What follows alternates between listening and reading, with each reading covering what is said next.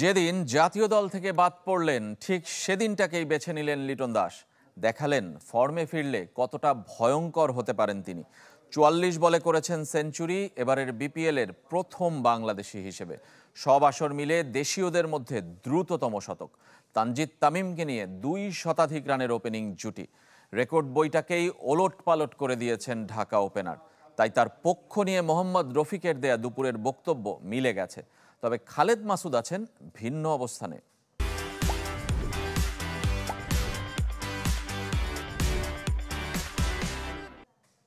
রানের তীব্র খরায় ভুগছে। বাস্তবতা মেনে সাকিব তামিমকে ছাড়াই চ্যাম্পিয়ন্স ট্রফির দল দিতে হয়েছে নির্বাচকদের। লিটন দাসের বাদ পড়াই শুধু বড় ঘটনা, নির্বাচকদের ব্যাখ্যায় সাদা বলে অফ ফর্ম লিটনের না থাকার কারণ। যদিও জাতীয় দল থেকে বাদ পড়ে বিপিএল এ ঝড় তুলেছেন লিটন দাস। সব ফরম্যাট মিলে ১৭ ম্যাচ পর পেয়েছেন সেঞ্চুরির দেখাও। ২০২৪ সালের সেপ্টেম্বরে পাকিস্তান সফরে টেস্টে সবশেষ সেঞ্চুরি করেছিলেন। টি-20তে এটা তার প্রথম শতক। ২৪ বলে 50 তোলা লিটন সেঞ্চুরি করতে খেলেছেন আর ২০ বল। লিটনকে বাদ দেওয়ার সমালোচনা করেছেন সাবেক ক্রিকেটার মোহাম্মদ রফিক। তবে খালেদ মাসুদ পাইলটের ভিন্ন মত। আমি মনে করি একবারে বাদ দেওয়াটা এটা উচিত ছিল না, কারণ কি এই লেভেলে কিন্তু আপনি দেখেন বিশ্বকাপ লেভেলে কিন্তু এই লিটন দাস কিন্তু অনেক রান করেছে। তা আমার কথা লিটনের মতন প্লেয়ারটা আপনি যদি একবারই বাদ দিয়ে দেন দেখা যাচ্ছে ওর মেন্টালিটি এমনি তো ডাউন। লিটন দাস টিমে নাই, এটা আসলে অনেকে হয়তো চিন্তা করবে লিটন দাস কেন টিমে নাই। যদি ওই সবকিছু বিবেচনা করে আমার মনে হয় সিলেক্টররা তারা মনে করেছে যে তাকে রেস্ট দিয়ে অন্য কোনো প্লেয়ারকে ট্রাই করা। সাকিব আল হাসান দ্বিতীয় দফা বোলিং অ্যাকশন পরীক্ষাতেও ফেল করায় শুধু ব্যাটার হিসেবে তাকে দলে বিবেচনা করেনি নির্বাচক প্যানেল। এটা নিয়েও দুরকম মত সাবেক দুই ক্রিকেটারের। সাকিবের বাংলাদেশ টিম প্লেয়ার, সাকিবের যদি সমস্যা হয় তো সমস্যা কিন্তু আমাদের পুরো বাংলাদেশ টিমের, এটা কিন্তু বাংলাদেশ টিমেই ক্যারি করবে। আজকে সাকিব নাই টিমে তো হতাশা কিন্তু একটা থাকবে। যেহেতু সাকিবের বোলিংটা হয়তো নিষেধাজ্ঞা তৈরি হয়েছে, সেই জন্য হয়তো সাকিবকে ব্যাটসম্যান হিসেবে এখানে নেয় নাই।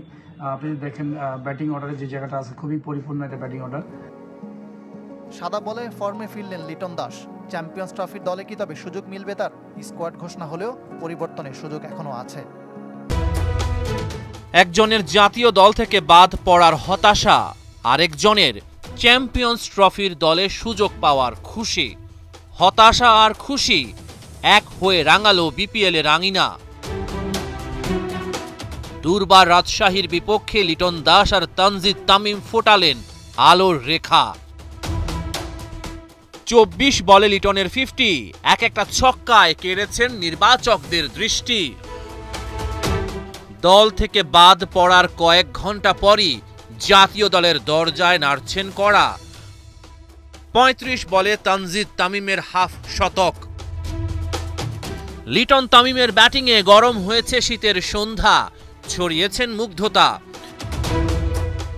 একেবারে সঠিক সময়ে লিটনের ক্যারিয়ারের প্রথম টি-20 সেঞ্চুরি। ৪৪ বলে ম্যাজিক ফিগারে তিনি। ৬২ বলে তানজিদ তামিমের সেঞ্চুরি। লিটনের সাথে গড়েন ২৪১ রানের জুটি। ৬৪ বলে ১০৮ রান করে আউট তামিম। এক উইকেটে ২৫৪ রানের বিশাল সংগ্রহ গড়ে ঢাকা। বিপিএল এর ইতিহাসের সর্বোচ্চ দলীয় সংগ্রহের রেকর্ড এটা।